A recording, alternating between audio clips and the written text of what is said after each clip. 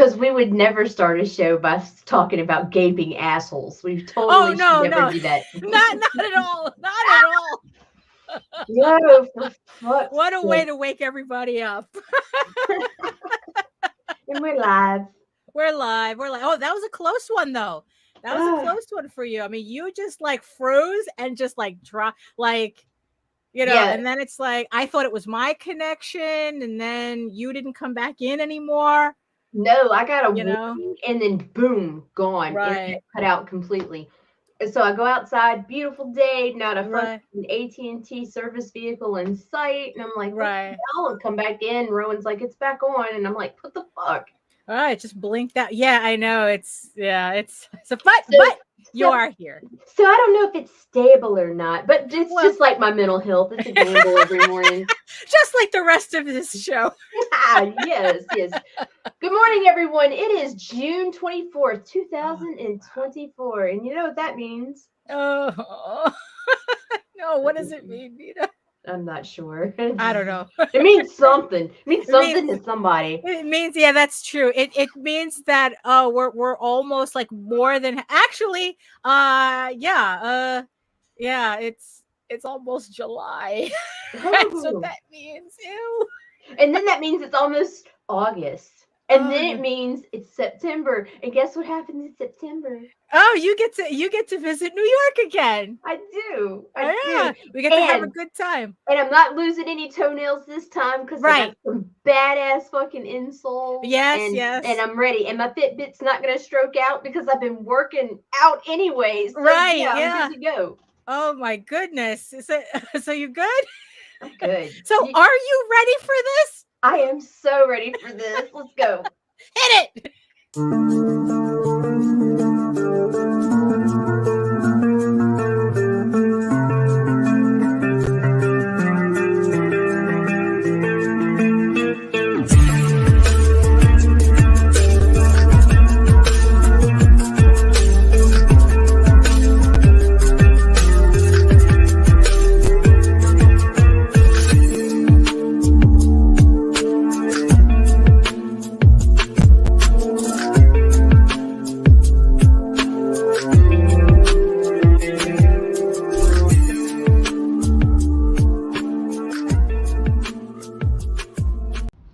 Trigger warning. Fuck you. Woohoo! I think that is like more succinct than the TVMA. like after this point, you know. Oh my goodness. So hello, Nita. Good morning. Good morning. Like I said, it was a close call, but like I was grabbing props like a fucking Gallagher show, trying to just in case I had to go on. Smash some melons because mine's not here. Just in case, you know, like because like 3 minutes. I'm not gonna cancel a show 3 minutes before we're gonna go live, you know. So but we're good. Hopefully we're good. Hopefully we'll see. Right now my connection looks stable. Right. Yeah. And also for all my family that might be watching, and all my Brazilian peeps out there, hoje é o dia do São João. Feliz Festival de São João, which is the festival of Saint Joseph. Saint John the Baptist. So see, it was a special day for somebody somewhere. Right, exactly. So, and thanks to Catholicism absconding with pagan holidays, what it really is a festival of the midsummer. Talk about PTSD. Right. Yeah. So that means, well, at least for this point on, we will be seeing less and less daylight as we now head into winter already. Jesus Christ. Are we really? I don't know. Well, I don't know. I mean, I'm just getting used to the regular 90-degree summer weather. I still feel the sweat on my back for the 2 minutes I walked outside in the humidity and heat. Right. Right. Yeah. No. Kinda At easy. least I finally got the fans situated in a way that's a lot more efficient than the way I had before. It seems that because my office is a friggin' greenhouse. Good morning, Joseph. Good morning. Good morning. All the Joes, all the Robs, all the Grants. Hello, welcome. Morning. And and I finally have it set up because before I didn't realize it that it's like that my fans were canceling each other out. I had them positioned in a way where yes. No, my cat's awful. 4 in the morning. And he doesn't care who you are. Right, yes, because he was doing that to Nita the last day. Dude, I'm not your mom. Yeah. So at least now I don't have to have the AC as high, which I'm sure my Con Ed bill will appreciate. But now it's like I have a proper flow going into the office, because before, the position of the fans were kind of like it was, one was blowing in the cold air and the other one was blowing it out. Oh, instead of using both to pull in. Right. So it's like, yeah, so I finally have it set up. So now I can get a proper temperature in the office where I'm not as sweaty. I don't have to use. Yeah, I know, but too bad that fall is like 2 days. I don't even know what fall is. Like, we have winter and summer, and that's it. And they're both wet, and they're both muggy, and they're both right. Yeah, so so good morning, everybody. So yes, thank you everybody for joining us in the chat. And yes, I see you, my beautiful eyeball people watching us from regions beyond. Yes, and if you don't know already, if you hear that noise in the background, that's Einstein acting up. He's special. So, yes, he is. He's beating up a box right now. He's just like throwing it on the against the bars. Well, damn it! It's hotter when you just left it beating up a box. Right. Well. Yeah. So yes. If you're joining us from Facebook, if you're joining us from LinkedIn, come on over to YouTube. Join the sexy people in the chat. And while you're here, make sure you like, share, subscribe, and hit the notification bell so that you get notified whenever any of our shows go live.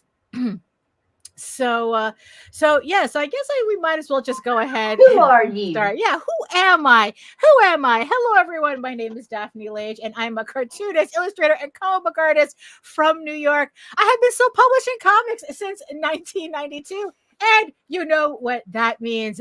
Super genius. That brain will travel. And I am known for the furry fantasy adventure Tall Tales. And I'm currently known for my medieval fantasy drama, Eagle Raven, Heir of the First Unicorn, which I again forgot to put links in the chat. But links are in the show notes for the campaign, which is live on Kickstarter right now for Eagle Raven, Heir of the First Unicorn, Volume 2, collecting issues 5 through 8 of this 15-issue series. But in the meantime, you can read both my comics online, also at eagleworks.com. That's EGOWRKS, and Tall Tales, TAILS online.com. And you can check out all my videos on how I make my comics here on YouTube with an archive of almost 600 videos showcasing, speed paints and tutorials and live streams and past vlogs and everything and anything you could have missed is in my archive at my channel at Daphne Lage, Lager, which also simulcasts through the Indie Comics Network. And to tell you more about it, thank goodness, is Nita. Right. Okay, so my name is Nita, and I own the Google account that runs the Indie Comics Network, where we try to bring you daily comic-centered stuff, is specifically the indie comics industry, because why not? And where can you find this source, this fountain of information? IndieComicsNetwork.com. It's .com. Cut. Oh my goodness. I'm just happy that even in spite of the humidity, I swear I didn't even realize how much positioning a fan can make a difference. Oh, yes, ma'am. It's like really, it feels so much different in here now because I couldn't understand it. Like, how is it I couldn't get, I couldn't get I guess like the temperature to stabilize in the office. Like, no, because you can't have two fans technically facing each other. So, No. yeah. So yeah, It's a wizard fight. Like, it's really what it turned into. Because it's not that they were facing each other; they were both oscillating. And I guess it's like, so what I did was I shut them off so that they're only blowing in one direction. So I have so now I'm like, can't take you anywhere. So it's like, so now I have it kind of like it's creating a path, like circling the office. Also, I just realized I don't have my ceiling fan on, but at least the fact that it took me this long so you got the air moving. Yeah, I got the air moving now. So I'm happy with that because usually it's like the past couple of days. Look, and the thing is, I understand. If the people go, oh, it's summer. Of course it's going to be hot. You stupid dick. Why are you complaining? It's summer. It's summer every year. It gets like this every year. It's like, yes. Yeah, but every year we're hot as fuck and our ass cracks are sweaty and our boots exactly. Like and I'm cans of sticking biscuits to my after 20 minutes. And I'm sticking to my chair. And it doesn't mean just because we have summer right. every year doesn't mean I have to like it. It doesn't get any better. No, it doesn't. So I'm going to complain about it every summer, just like how everyone's going to be shocked when Thanksgiving and Christmas rolls around. It's like we have those shits every year, and everyone's like, "Oh my god, Thanksgiving's next week." It's like it's always that Thursday. Christmas is always on the 25th, but you bitches are still surprised about that as well. So leave me and my bitching about summer. Because then those are the same people who bitch about how cold it gets during the winter. And now all of a sudden they want our sympathy. Yeah. So yeah. So oh my goodness. So so a lot of things going on. Like I said, I do have a campaign live on Kickstarter. Eager Raven, Heir of the First Unicorn, Volume 2. So it's live on Kickstarter now. Thank you so much to everybody who have pledged to the campaign so far. We have 18 days left to go, and we still have a bunch of stretch goals to unlock. So if you haven't checked out the campaign yet, like I said, link is in the show notes. And as you can see, Volume 2 is approved and ready to and ready to print, so you can pledge with confidence that you will be getting this book soon after the campaign closes on, we're closing on July 12th. So about 3 to 4 weeks after July 12th, you will be getting your books. So, barring any printer mishaps. Oh, Nita, but I got to show you this too. So you all know that I'm working on, because, no rest for the wicked, right?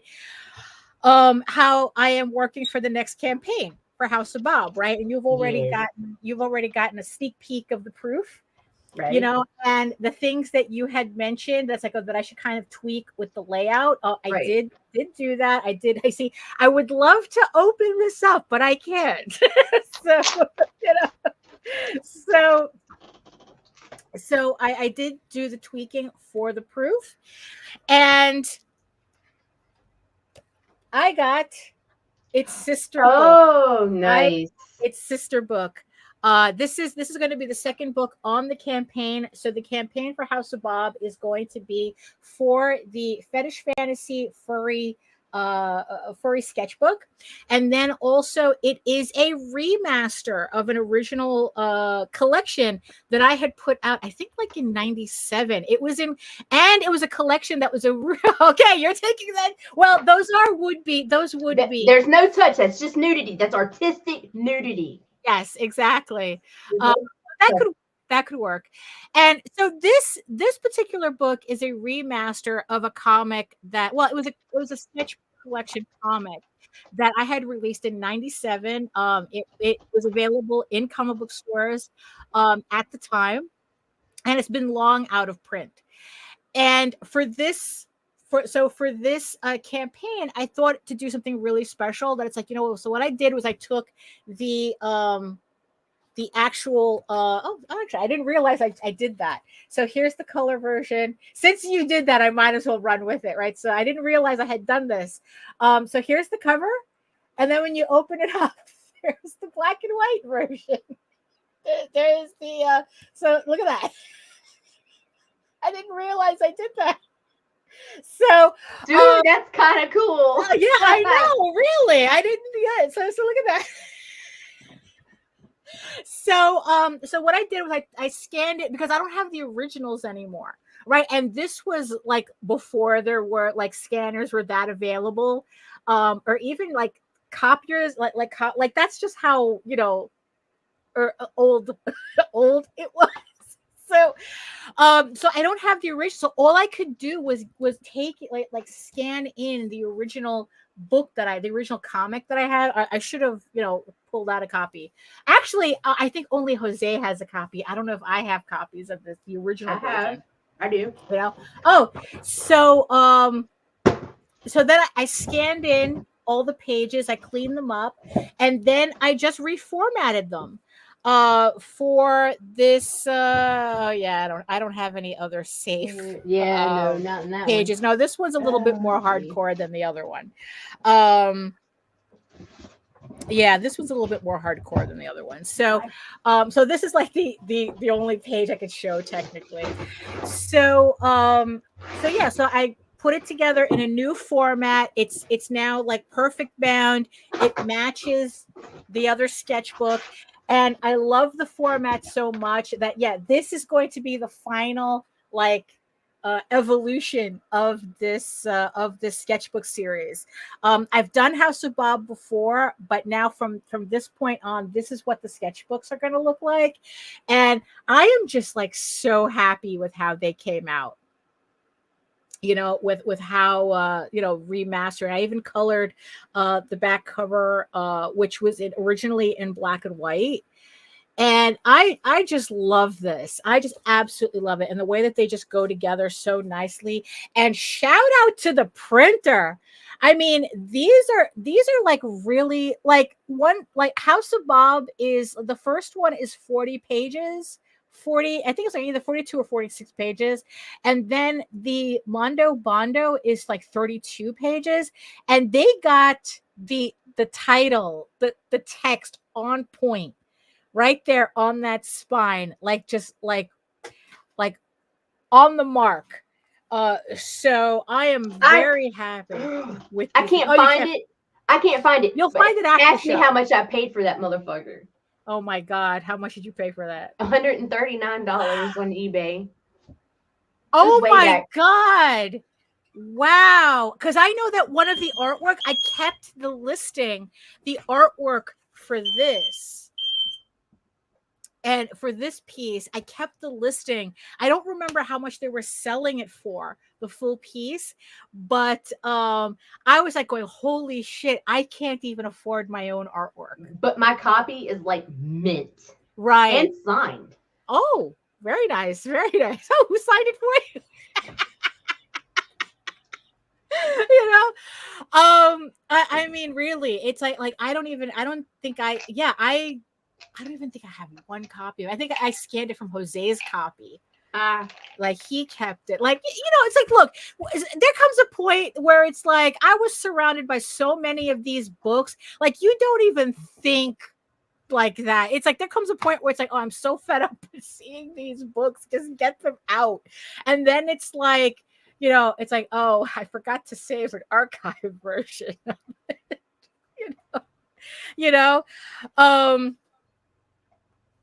So, but the thing is, it was just really nice to be able to remaster it. I recolored the cover and the back cover, and I'm just really happy with these. So now it's like, so I'm just going to finish off a couple of things, and then I'm going to start making the campaign for for these books in earnest. Once I get I still have some time. I'm looking to launch that campaign somewhere in late August. But yeah, that's so that's a lot of fun. I love getting proofs. I really do. I mean, it's like that's when something is kind of like finished for me, when I get the proof. I give a baby, I can touch it. Right. Yeah. I mean, so also the thing is, let's see, what else? Oh my God. So I am like a page and a half away from being halfway done. From halfway done with Eager Raven issue 14. Jesus Christ. I am literally an issue and a half away from finishing this series. And yesterday, it's like, I know I've shown this before, but for some reason yesterday, this kind of hit me. So I printed out. So once I got like enough pages, I print out copies of them so that I can make like a hard copy for me to look through, just to make sure that everything is falling correctly. And because, I need to see a physical. I can't just do everything digitally. And look at this. This is Eager Raven issues 9 through 14 and a half. Right? So we're talking about 178 pages. Right. Of book right here, of pencils. 100. It's like, I was just like, oh, holy shit. It's like I'm here already. Right. So counting the first 2 volumes of Eager Raven, right? Volume 1 and volume 2, so far, as of me making this final count, Eager Raven comes out to 434 pages. I mean, this is absolutely, like, sometimes it just absolutely surprises me that I got this much work done. I really do have to thank Clip Studio Paint for part of that. I mean, it really changed the way I produce books, because honestly, if I was doing this traditionally, I don't think I would have gotten this far. I don't think I would be this far in. I mean, just being able to sketch digitally and like do whatever fixes I need to do and everything. I mean, really, and the fact that I'm like halfway through 14, 15 is the final issue. I'm like, I'm kind of like getting in all the feels. Almost there. I mean, really, it's just, yeah, because it's like, when I talk about how I don't like doing campaigns unless a book is done, it's getting to a point where I can say my series is done, and I mean, and this is just, I don't know, this is a lot. this is a lot. I mean, yeah, it's like the closer I get to that ending, it's like, oh my God. Max is saying, we are really surprised that Mary Machine Gun's 4 issues combined was 156 pages. Yes. Fernando put in a lot of work on that. Yeah, because it's like, when you're doing, it's like, yeah, because we see it like a page at a time. Right. And it's like, it doesn't really, yeah, finishing a series, what's that, right? Yeah. It's like, can't relate. Well, I'm about to relate. That's for sure. And it's just trippy, to kind of like, holy shit, it's like I was at issue 1 like a couple of years ago, that first Kickstarter, and it's like, now, I mean, it's like, granted, it's going to still take a couple of more years, unless, 2025 is 2026 is when that issue 15 is supposed to come out on Kickstarter. Right. So, yeah, I still have a way to go.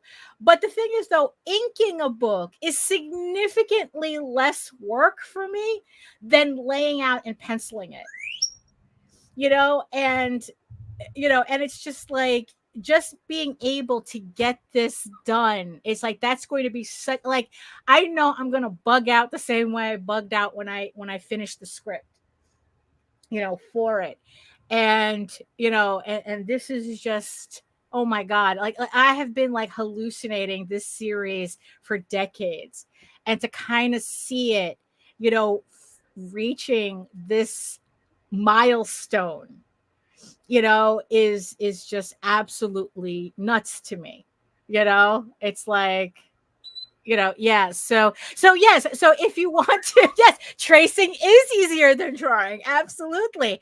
And there's just a lot of shortcuts on Clip Studio. Like I had discovered a curve tool on that it's like, oh my God, this is going to be a game changer what I'm doing. Like there's some architecture stuff. So, it's like doing some vaulted ceilings. It's like, this is going to be a game changer for me. So, because I don't like using assets, because I think that because the assets look nothing like my artwork. So I need everything to look like it matches. So I try to draw everything from scratch, no matter how wonky it is. I really do try to draw everything from scratch, for the backgrounds, the architecture, the whole thing, right? The leaves, the trees. But but there's some shortcuts that I think that I can use, where I can kind of like try to combine the two, where it's like I'm creating my own assets and it's in my style. And and it's just, if I had to have done this traditionally, I don't think I would be like even halfway, through what I have here. I mean, it's so, better living through technology. Sometimes that just happens. Not all technology is bad. But what else was I doing? So yesterday, so also another thing, so for the past couple of episodes, we were talking about like curating your social media presence, and like knowing what, like learning what works for you, what doesn't, scrapping the platforms that aren't working for you, right. Investing time in the platforms that you think have potential. Like I said, it's like Max says we have Mary's weapons assets that Fernando. I have to do that. Yeah. I have to do that. That way he can keep popping them in as needed and at the correct angle, but he made them. Yeah, no, right. There's a couple of pages where I was like reminding myself, like all the weapons I have to make assets of, so I could just plop them in. Because I did that on issue 8. I tested that on issue 8, and it was just like it was just really, really nice not having to draw the same sword over and over and over again. It really was nice. And this is going to be, and what I'm really excited about is that this is especially going to be handy with Tall Tales. So if you don't know, Tall Tales is my other series, my more furry adventure Lord of the Rings series. And what it is that the swords in this book, especially for these two characters, are a little bit more elaborate. Actually, here's like, so Ravenwood's sword is very, very specific. So here's the sword here. This one I drew out, but in Clip Studio, what I want to do is I want to make Ravenwood's sword an asset, so that I could just plop it in without having to like redraw the lion heads, constantly. So it's like it's just very exciting, the stuff that I'm discovering, that Clip Studio can do and help out with. Also it's like, this also, so I pulled out Tall Tales, right? Because, because we were talking about, remastering. So it's like I remastered, especially the more complex it is. You know what? Even the simple ones, the less you have to draw, if you just plop it in, the better. So this is like I said, like Mondo Bondo is a book that I remastered from a previous version. It's like, holy shit, I can't believe you paid $100 for that. I mean, no, because it's like really, it's like the Tenchu Muyus that we did, the La Blue Girls that we did, the Demon Beast Invasions that we did. Like, if we couldn't afford to buy them back. You don't even know what I've spent on some original art. I mean, before you were accessible. Yeah, I know, right? Now it's a lot easier. Now it's a lot cheaper to actually know me directly. I'm going wholesale. Right, so it's like, yeah, we cannot afford to buy back our own books. That like Jose found a La Blue Girl copy that had Matthew's remark on it. Yeah, it's like he saw it was graded and it was like going for like $200-$300 Yep. just for that one issue. Yep. And it was just like, holy shit. Who I've knew? seen We shit didn't know. copies going for 99 to 110. Right. Yeah, it's like who knew? I didn't know that. It's like we would have kept more issues had we known. But that's kind of like what like sometimes when I see things about like, oh, the Disney archives, right? Oh, this is the napkin where Disney first drew Mickey Mouse. Like how do you know to keep that? Like, how do these, it's like, how did he know to keep that? I mean, really, it's like so much artwork that I sold that now it's like I kind of regret, like the old portfolios that I used to have. I don't have those anymore. I don't even have like the masters, because before you had to like make like you either had to copy them from the actual originals, or I had to make Xerox copies of them, and that's if we had access to a copier back then. Right. It's like literally we watched, like now you can go anywhere and find a copier. Back then you had to go to specialty stores to get access, unless you had like access to like a library, like and usually it's like, that was like in a private, like you had to know the librarian, like a school library or something. So I don't even have the masters for them anymore. Like, and it's like how really, it's like the other day we were looking for something in my art box and to realize how much shit is just gone. Like I don't even know, like there's a sketchbook that's missing. I don't know where it is. It's like it's just weird to see shit like that. It just really is. So it's like when I realized, when I got the opportunity, it's like, I'm going to remaster this and see what happens. And just being able to see it again and like realize, like, it's like, yeah, it's like the artwork's a little dated, but it's not that bad. It's like, it's not that bad. I think people will still like the book, So, so this was something that, so it's the same thing when we remastered Tall Tales, like when I redid, like kind of like re-inked the covers and recolored it and put it together in this kind of like, it's kind of like a semi-final format. I mean, because I would still like to do an omnibus for it, get like everything all together, because we've done it once. I think it was one of the very first Kickstarters that we did was for a paperback omnibus that collected like all 600 pages of Thieves Quest. Yes, 600 pages. Really, it's like God. Adds up, don't it?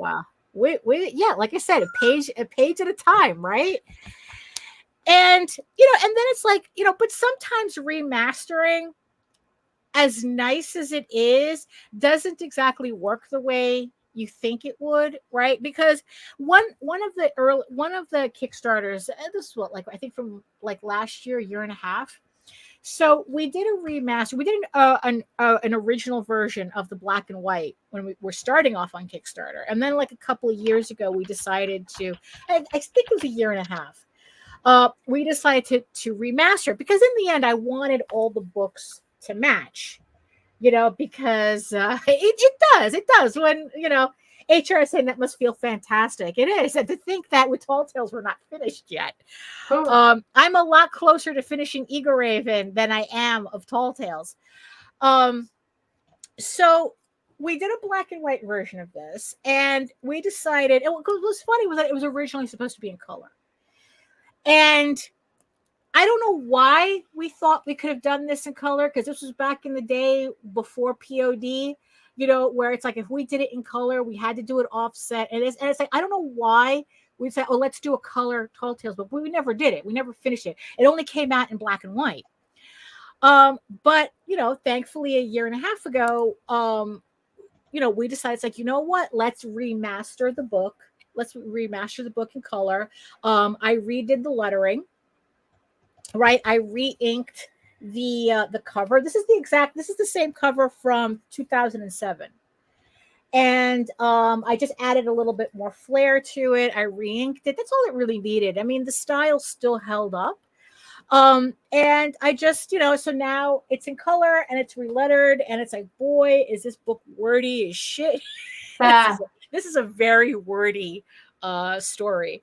But it's in color. It's like, it's the first Tall Tales book in color. And I was really happy, especially when I got the proof of this. Look, I'm still very happy with this. I don't regret it at all.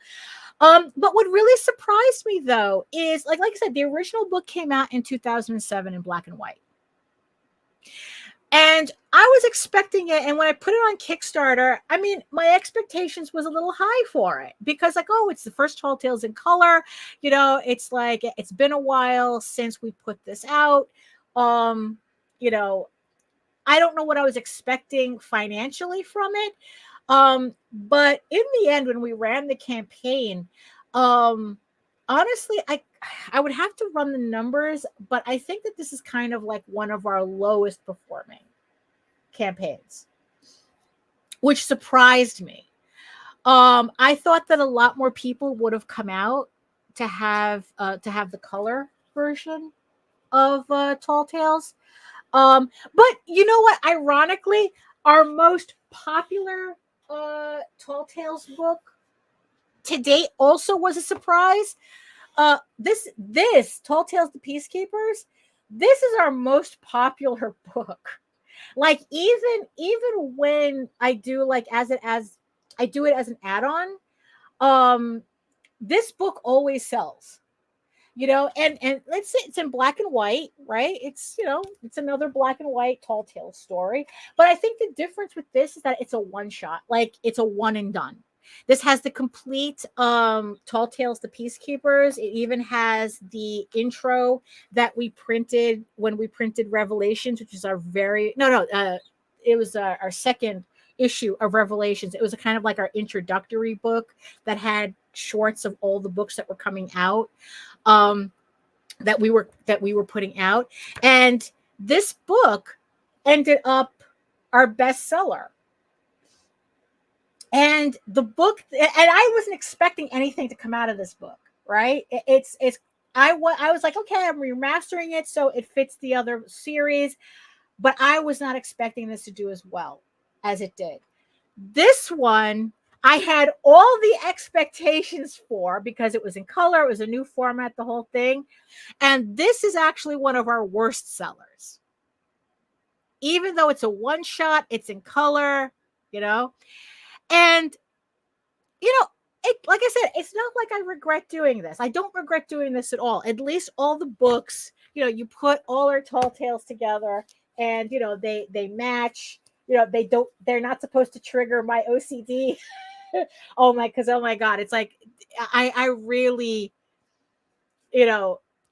I really want, like, I'm very, very particular about how my books are produced because I really do want them to like if we made a slipcase for them, I want to be able to just slide them in, that would be cool though, to make a slipcase.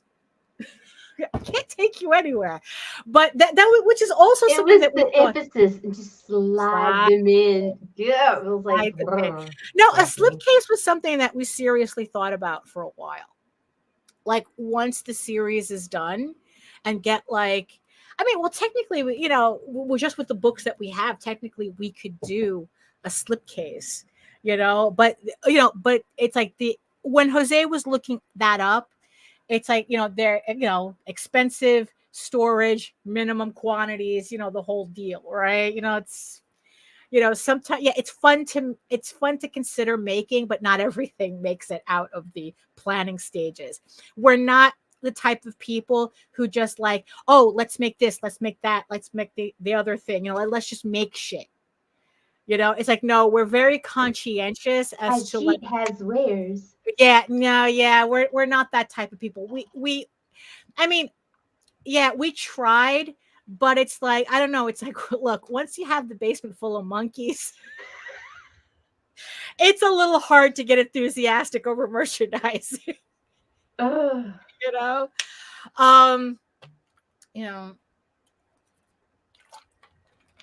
So yeah, so it was just like really funny to realize, like, like the difference between our expectation for something and what actually happens. But like I said, I think, but I was not for nothing though. I was disappointed. I mean, technically I still kind of am, that it's like, I thought that coloring Tall Tales would kind of like, and relettering it, and putting it in the new format with the new cover. I thought. Well, you know what you should do? What? You should go on social media and cry about it, and blame Titty Books. No. Oh, sorry. No. No. That. But nice, lovely segue. So, so we were talking about this. We had started talking about this the other day, right? Where it's like creators' expectations, right? Outpacing what the reality of what happens, the reality of their book. Right. It's like the reality of the campaign, right? And I think it's important, it's like, one, it's important to have realistic expectations. Look, was I excited to put out this book? Absolutely. Was my expectations higher than usual for it? Absolutely. Like I was at least expecting it to do the same, as a trade or better than a trade, because right. It's full color, it's remastered, the whole thing, right?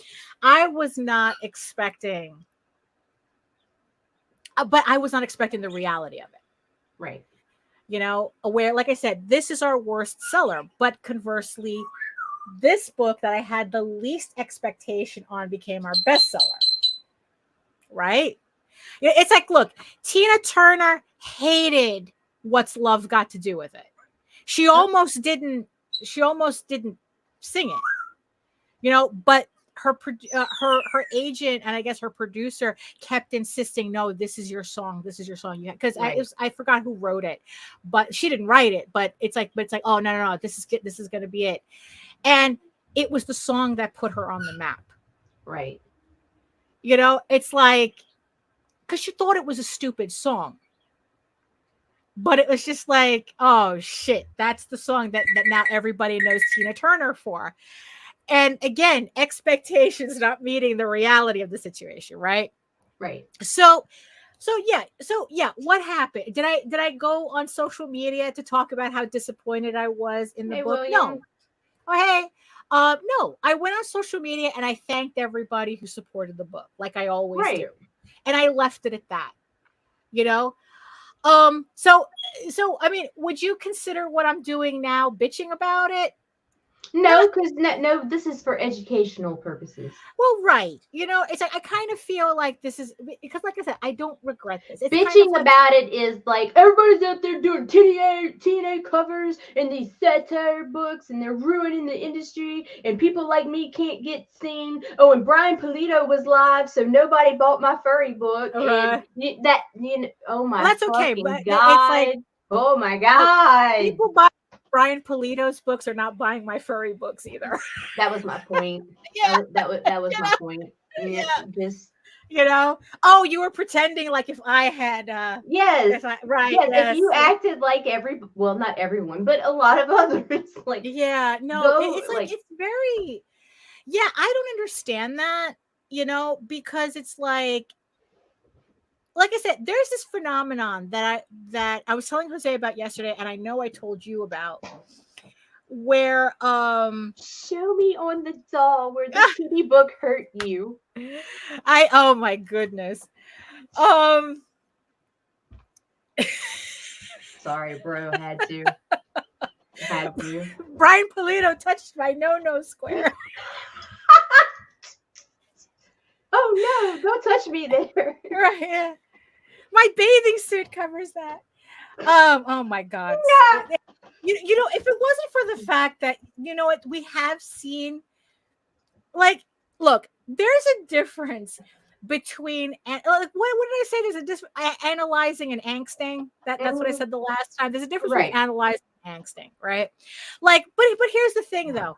I cannot tell you. I can analyze this to death, and even then, I cannot tell you why this book didn't do well. Right. You know, it's like I just can't. I can. There's only so much analyzing you can do. So the only thing that I can do is put out the next issue, put out the next campaign. Put it out. Just keep putting out. Put it out. Exactly. Put it out. Put it out. Put it out. Put it all out. Yeah. So it's like, so for me to like go public and go, oh my God, this sucks, and this and the other thing, it didn't do as well, and why didn't it, and why does the fans don't want this? Did those things cross my mind? Yes. Would it be necessary to make them public like that? I don't see the purpose of it. Like I don't understand like what that would have gotten me by kind of haranguing an audience that's not there. Right. Because in the end, you kind of have to think about it, right? That it's like, you know, if something is not meeting your expectations, it's because it, you know, like the audience is not either not receptive to it, or they don't know about it, or they didn't know about it. You know, not everybody is on Kickstarter. This is, you know, and this is also something we all kind of have to remember to, you know, we have to remember. It's kind of like how we all assume that everybody lives on the internet, and it turns out that it's like, I think what, only 35% of the global population is online. Huh. Something like that. Like, it's not, you know, it's the same thing with Kickstarter. Right. Just because someone's not seeing your book on Kickstarter, it doesn't mean that they don't exist. Right. You know, it's like because I never want to say nobody wants your book, because that's a lie. Anybody who's there's a, it's like, you know, I don't know. Someone has said something to the equivalent of, it's not that comics are for everybody. It's just that everybody has a comic they like. Right. You know, it was something to that effect. You know, it's like, you know, it's like, there's somebody out there. There is an audience out there for your work. Right. It doesn't necessarily mean they're on Kickstarter. True. Right. So if your book is not performing the way that you think it should, like I said, you can analyze it to death. And it's like, okay, why didn't this book do well? I don't know. Maybe the people who bought the original copies, they bought them in comic book stores. That's where we originally put this out. We originally put it in comic book stores. We originally sold it at conventions. That, and also there was a few years there where the fucking comic book industry became very furry phobic. Right, exactly. And that was on the end of that. Right, and that doesn't help either, you know, but that's trends. Oh, so there you go. Cyndi Lauper hated girls just want to have fun. And again, that was the song that put her on the map. Right. You know, so you know, so yeah, so it's like, so maybe the audience that would have appreciated this book is not really on Kickstarter, because the people who bought the original version, they didn't buy them on Kickstarter. They bought them at comic book stores. They bought them at stores. At comic book stores, they bought them at conventions. Right. So I don't know. Maybe if I wasn't so fed up with conventions, you know, I swear to God, because you know what it is? It's like, maybe if it's like I just had a car, which if, depending on how things goes, maybe in about like a year and a half, I might have access to one. I might have one again. Maybe I'll feel different if I have a car and I could just pack that shit up and go to conventions versus trying to pack shit on a train or whatever. Right. Yeah. Or it's like, trying to get people to trying to get our friends to do favors or have my sister try to drive out and stuff like that. Because it's like, as much as I really was thinking of doing Baltimore Comic-Con again, I don't know. It's like I just really didn't feel like going outside. I didn't want to touch the fucking grass. Yeah. I just, I just didn't want to. And it's like, I just figured I just needed to get my shit together this year and not worry about it. Right. It's like I said, my main focus is just finishing up Eagle Raven and then the 2 last issues of Thieves Quest. Not Thieves Quest, of Tears of the Mother for Tall Tales, so that I can have that series done, that story arc done. And then maybe I can kind of free up my headspace to thinking about, to thinking more seriously about where's my audience? Right. Where is my audience actually? Because it's because look, we know plenty of creators who it's they do modest on Kickstarter, but they do gangbusters at shows. Right. It's maybe that's kind of and we know those that can't move at a fucking convention to save their lives, but have a following online. Right, exactly. So it's so it's just these things that I kind of think about. But like I said, though, it's the whole angsting about it in public. It just, I don't know. It just seems rather. It just seems rather counterproductive, because it's the phenomenon, right? Because I had mentioned it. It's a psychological phenomenon. I forgot the name of it. There's a specific term for it, where if you bitch about something, right? If you're bitching about somebody else, if you're gossiping or bitching about somebody else, the person that you're talking to subconsciously attributes what you're complaining about to you.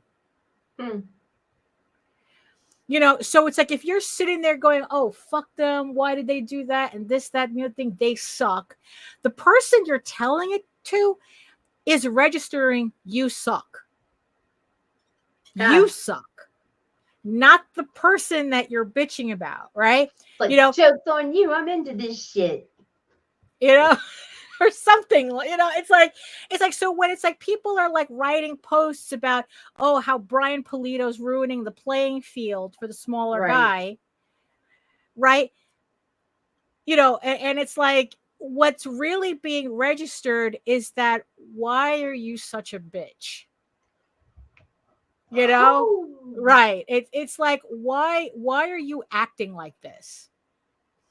And like I said, it's a psychological phenomenon. I mean, kind of it really almost makes me really second guess. Okay, Melissa says it's okay to be disappointed or not like things, but wallowing in it is a poison, especially in a small world like comics. Yeah, no, it is.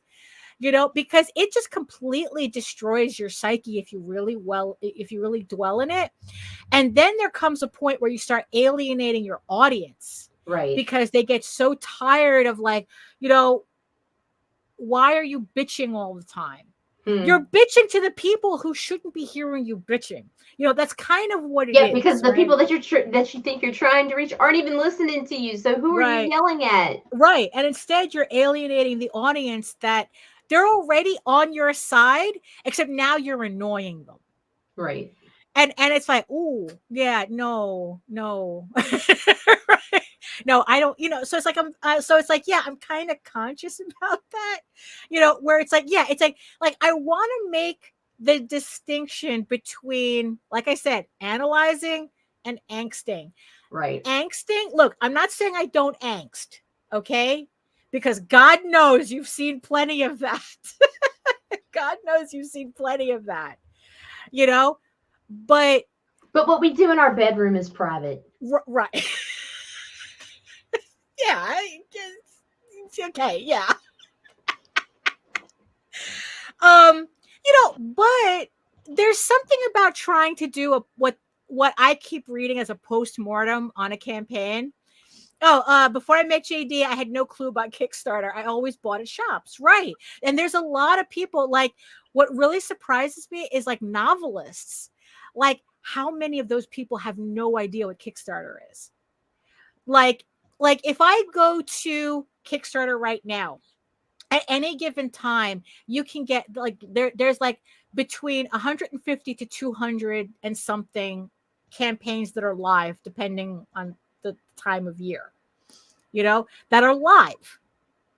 If I go to publishing Kickstarter and look up novels, and especially look up fantasy novels, like fiction, 14.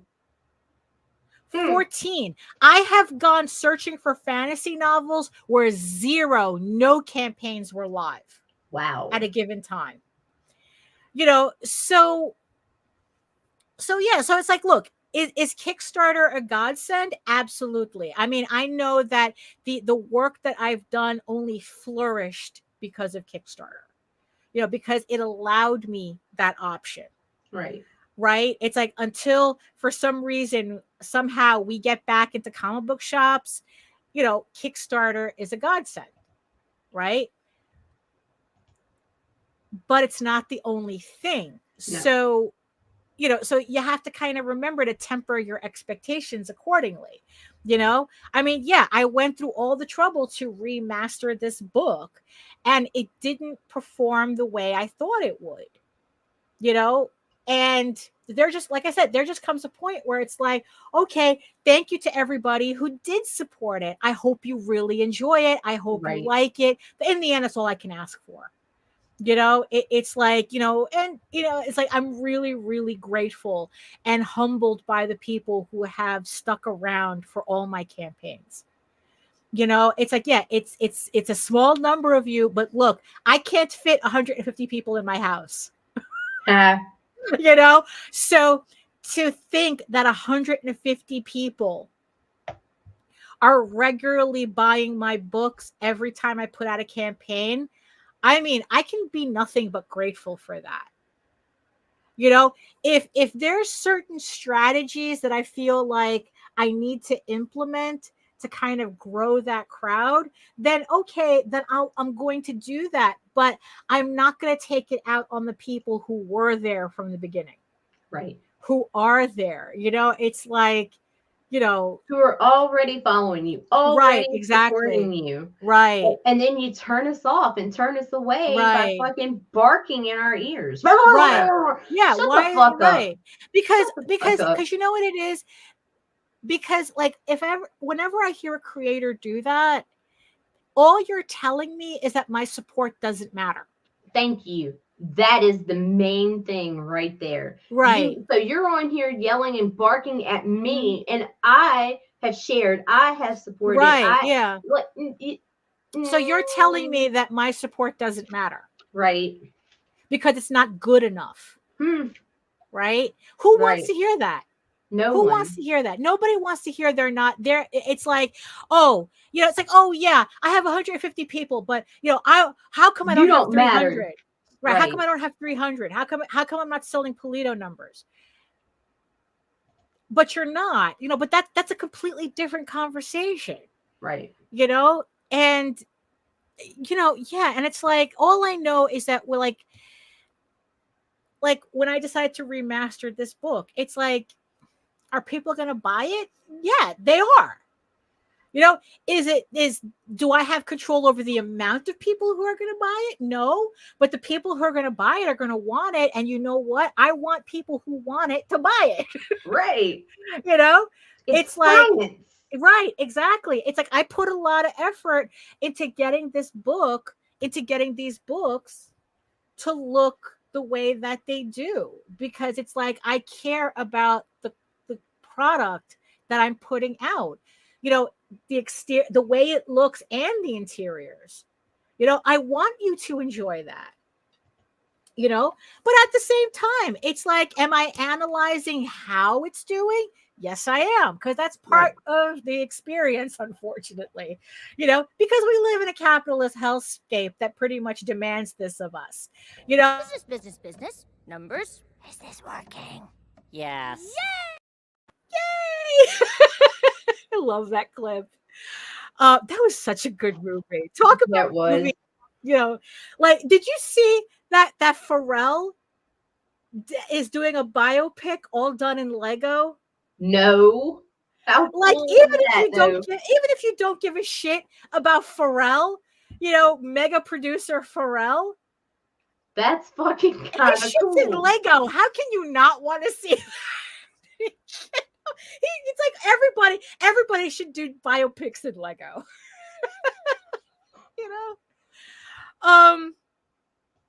So yeah, I mean, it's like, look, I would rather build a ladder to success, enjoying what I'm doing and loving what I'm doing, than thinking that crying about it is going to get me there. Like being miserable and upset and bitching to everybody. Like, I don't understand how you think that's a road to success. You know, if I'm taking the title literally. You know, like, I don't understand that. Like it's not a good look.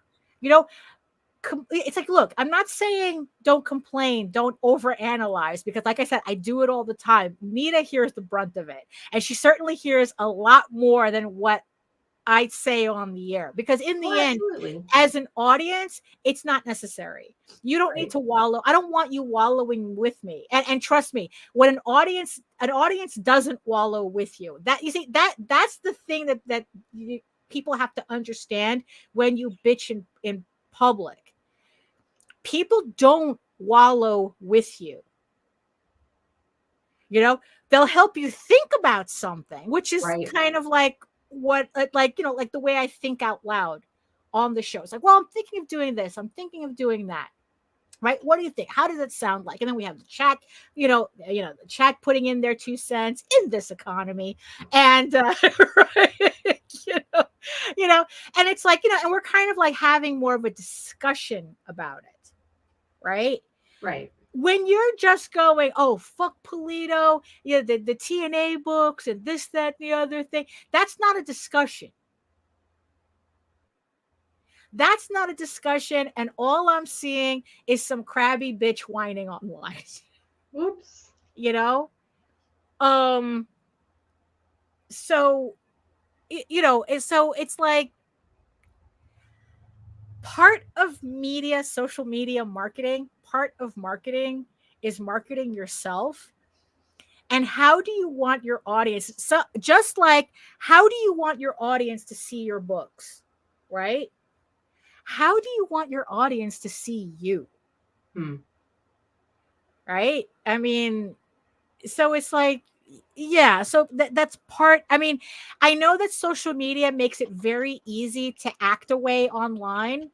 And I'm asking you to kind of like, it's like, for your own good, you should rethink that. Because trust me, honestly, I think it's a lot more productive to look for solutions than to cry about problems you have no control over. And if you're complaining about certain trends, about certain creators, you have no control over them. There's nothing. Look, trends come and go. It's like, it's, and they cycle through again. So you have no control over that. I mean, yeah. So that's just something to like really think about. I know that what? It's like Fight Club. No, it's the beginning of the biopic. Oh.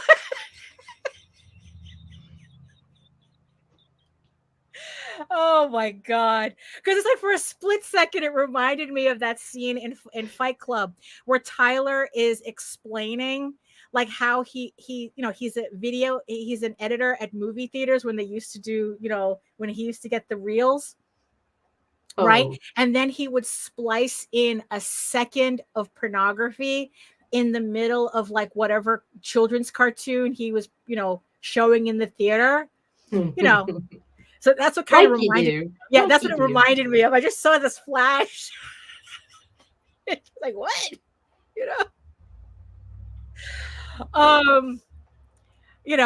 But so another thing too. So the other day, right? Because like another thing that I was thinking about, like, okay, what do I do with the certain social media sites, platforms that I have already, right? So, like I said, I haven't figured. I'm sorry. Beginning of me biopic. Right. Here we go. Oh my goodness! Everything is better with Legos. Yes, maybe not. Maybe not. So yes, Rob has custom minifigs, right? Yeah, you see, like, Rob loves doing merchandise. Right. Doing merchandise. Oh my god, that's a lot of merchandise. Yeah, it is. So the other day, so like I said, it's like I don't know what to do with Patreon, right? Right. But I do have a Substack.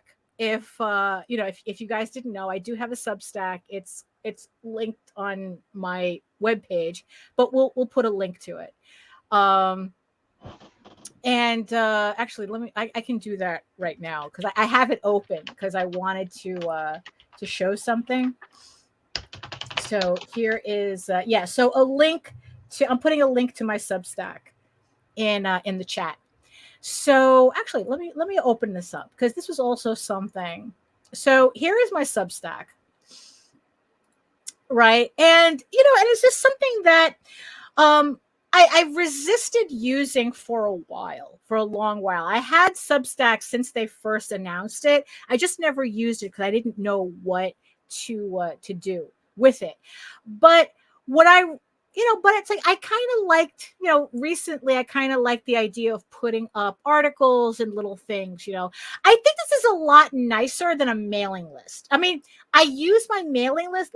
I use this as a mailing list, but I think this is a lot nicer because at least people are getting articles, or something like actual reading. And instead of like feeling like they're getting advertised to all the time, which is why I kind of like, I'm only using MailChimp to collect emails. And then what I'm doing is I'm transferring them over to my Substack and BackerKit, because that's kind of like where I'm talking to people more. And the one thing that I learned the other day is that you can make multiple pages for Substack. And what I had decided to do is, this all stemmed from, because I like to read before I go to bed.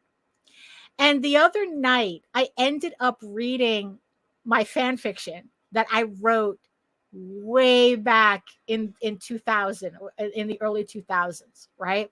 And then it's like in 2017 I did an illustrated version of that fanfic, and I ended up reading it the other day, and I'm like, this is actually still pretty good. I think I'm going to serialize it on Substack. So I was looking at some other author pages, and then I realized that you can now I didn't know this, but you can create sub pages on Substack. So I now have a section for my fiction. So because I this is not like I'm gonna have Kara as my art, as an art portfolio, but this one I want to use for my fiction. And so when you click on fiction, you're going to get a list of like all my writing. So the first thing that I put up there is my fanfic, my Secret of NIMH fanfic. I love that book. And yes, I wrote fanfic, and it's like, and there just comes a point where I'm like, going, what? Let's embrace the cringe. It's like, what? I wrote this story. It still works. Is it dumb as fuck? Absolutely. But I still had a good time with it. I had a good time reading it, you know, and it's illustrated. And I'm now beginning to put up the chapters of the story, and I'm going to start doing that. I just have to make another section for Eagle Raven, and I'm going to start uploading the chapters for the novelization.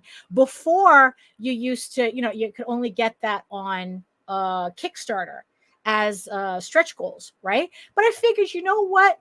I think it would be fun to do something different. And it's like, as I'm writing the book, to post it on my Substack. So if you want to read, get a preview, because it's like it's in progress, so it's not like the final book, the final story. Once it gets all edited and whatnot, it's going to be different. But I think that this would be like kind of like a nice way to kind of like introduce my mailing list to my writing in a format that actually works better than because I never really liked the way it looked on my website. And I think that this is a much better format. So when you click on read the series, so it goes to, the introduction page for it. And then the chapters are going to be right here. And every chapter is going to be illustrated. And it's feel good fun. I read it while I had COVID. Yeah, no, because I remember sending it to her, and because I thought I had lost it, and then I found it again, and so if you wanted, okay, it didn't show. Okay, so you click on the chapter there, and it opens up in a new window. That's why it didn't show up on the screen, and so every chapter is going to show up here. So if you sign up to my Substack, you're going to get, so like I don't know, I figure like every week I just send you a new chapter, for you to read. That it's like, and in between, if I have like any like regular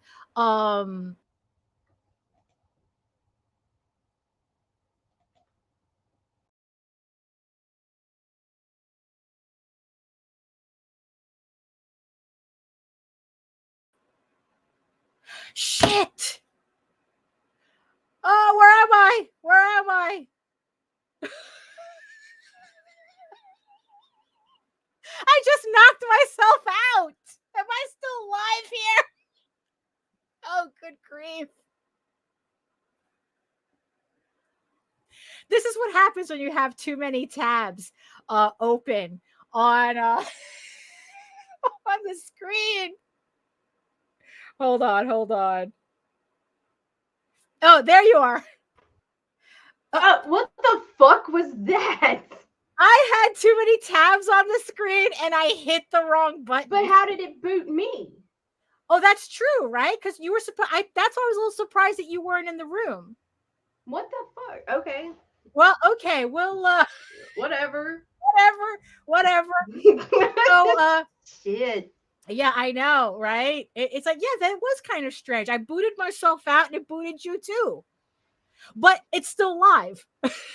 Yeah, I saw it. I was like, okay, well, then I need to get back in there, and I'm trying, and it's like it wouldn't even let me back in, and then right, yeah, now it's fine. Okay, so I guess like the whole thing, I just wanted to show that if you want to read more of my prose, starting with the fanfic, just to, kind of like I said, embrace the cringe, right? Sign up to my Substack, and about like every week you're going to get a new chapter. And if I have like any regular blogs in between, you're going to get that too. There's one that I'm working on right now. So Substack. And the cool thing about it is that unlike MailChimp, I learned very quickly that Substack had a much higher open rate. Right. And people were actually reading. I was shocked. I already got comments on the first chapter of the thing. So, maybe. Yeah, because I knocked myself out and I guess it did something. So, I don't know. You scrambled the StreamYard. Yeah, really. Because I thought that I had also shut off the show. that like it ended the stream because I came in and well, that's like, what I was nobody thinking, because here. it wasn't even showing live in the back end. Mhm. But then when I went on YouTube, it was live. So I'm like jumping Right. back over, and I'm like, I gotta get in there and at least shut it off. Yeah. Like, So it's weird. yeah, I know. But yeah, it was because I mean, yeah, that's I had too many tabs open. Ah, But so yeah, so I thought that was like when I would send out MailChimp things, I'd be lucky if like 2-3 people opened up the email. Right? I sent out the first chapter of that fanfic, 300 and something people opened it. heck yeah. You know? So again, it's like, okay, MailChimp doesn't work for me this way. So at least I know, okay, MailChimp is just there to collect emails for me. I'm not sending, stuff, messages through MailChimp anymore. Right. But Substack actually works. Right. So that's where I'm going to put my effort in. Twitter wasn't working for me anymore. Instagram never worked for me. It worked for a little bit until they transferred, until they kind of like prioritizing reels, and then or whatever the fuck they call it there, the videos, and then it's like look, it's doing nothing for me there. So I don't bother with that. It's like I put my effort into YouTube. I put my effort into put your effort into where it's working. Right. But again, going back to the remastered books, but also have a realistic expectation as to what you're doing. It's like Kickstarter works for me. So I continue to do Kickstarter. Are the books doing gangbusters? No, but I have an audience there. I have hopefully a very loyal audience there, and all I could do is curate that. All I could do is just take care of that. If it turns out that there are other places that maybe I would do better, then I'll figure that out when that happens. Like I said, maybe I do need to do more conventions, but this year it's just that my mind is not on that at all. But like I said, it's like, temper your expectations, have realistic goals, and don't do anything in front of your audience that might not be a good thing to do. I mean, like really think about like how you're acting in front of your audience, because just because you're in front of a camera or you're on social media and nothing feels real, they're very real. It's like, so yeah, as much as people want to say, oh, I don't want you to like me, I want you to like my books, it's like, well, in this day and age, that's not how that works. This is not like back in the day where you didn't know anybody unless you went to a convention, and even then you got their convention, facade or whatnot. And it's different now. People want to like you, and if they like you, they will buy your stuff. Right. So yeah, it's parasocial relationships. It's like, and unfortunately that's a reality. It's like, look, it's like being at a job. Okay, you're not going to act away in front of your boss. You're not going to act away in front of especially if you're working retail. You're not going to act away in front of them, in front of the customers coming in. You're not going to act away in front of your coworkers. You're not going to act the same way at your job as you do at home. The internet's kind of the same thing. Right. You're not going to act the same way online as you do at home. And especially if you're trying to build an audience and sell something as this is a censored version of me. In a certain sense, yeah. And we all do it. Do it. I only say half of what I'm thinking. Right, I mean, and that's the thing, especially when you're trying to sell something as individualistic, Right. I guess, as comics. You know, it's like we're not selling mousetraps. You know, we're not selling Cybertrucks. We're not selling, we're not selling bathroom mats. You know, we're not selling pots and pans. So it's not like you could just make the one thing and no matter what, it's like, well, people are going to buy it anyway because they need it or something. You know, it's like, no, we're selling something that's very deeply rooted in creativity, and the audience, and the audience is going to react or not react to that. And there's no control over it, So it's like, I don't know, present as best of yourself as you can, I guess, and, and as long as you don't regret the work you're doing and you just keep it moving, I mean, how can't, can't go wrong, I guess, right? Just keep it moving. Keep putting out. Yeah, keep putting out. I do have HR. I do have I had another Australian guy contact me today going, "Oh, you don't ship to Australia?" And I told him, it's like, "Look, just give me just give me the level that you want and I'll figure out the shipping and I'll right." It's like Cafe Bustelo. Oh, that reminds me, I gotta buy more of that the next time. You should see when we try. Right? Yeah, I know. I gotta remember to put that on my shopping list because Jose, that's what Jose drinks. He drinks Cafe Bustelo, so I gotta buy more. Thank you for reminding me. Yeah, David says that's like $60. Yeah, but you know what? If people are asking, but I they might will want it. I might as well put it there. And the same thing with Scandinavia. I have some people, from Norway, Sweden, yeah. So I might as well put those there as well.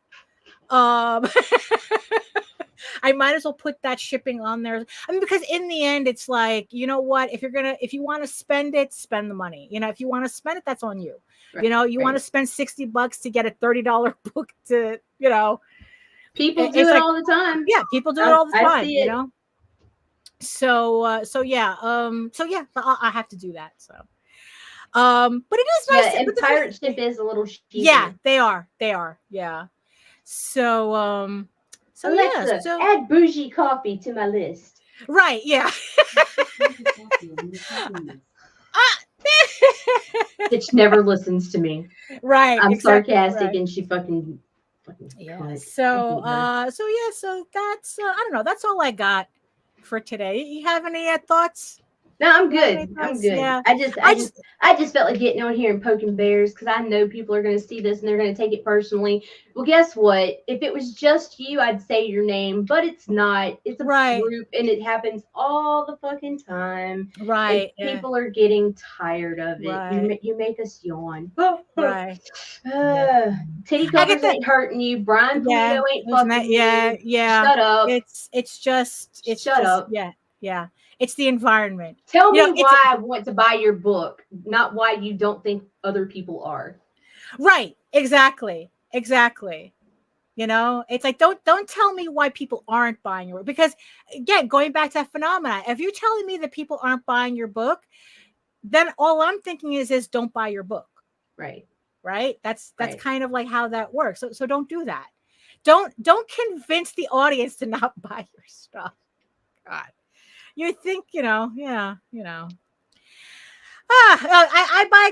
buy the Cafe Bustelo at Costco. I buy it at Costco. So you get the bag like this. Yeah, well, I get the bricks. I get the bricks. Yeah. Because we used to have because it's the only good coffee. Like we had like a kind of like organic coffee, and it took 5 scoops to do what 2 Bustelo did. No, we like that. We like down here, we drink that Southern dirt coffee, community coffee. And it's Right. good. And it grows hair on your chest and shit. Right. And, No, you have to no. When when Jose first met my mother, she made him, what did she make him? She made him a cafezinho. Oh, so Right. So and yeah. it's like it's a little right. So it's a little Brazilian coffee. It's a Brazilian coffee, but but it only comes in like you drink it in like a thimble sized thing. Never made me any. You know. You said she liked me. I don't think, no, her machine doesn't work. Ah, sad. Yeah, I don't think she has the machine anymore to make it. Although I don't know, does she need a machine? I don't know. Well, you know what? The next time you're over, it's like, okay, you want it, you'll get it.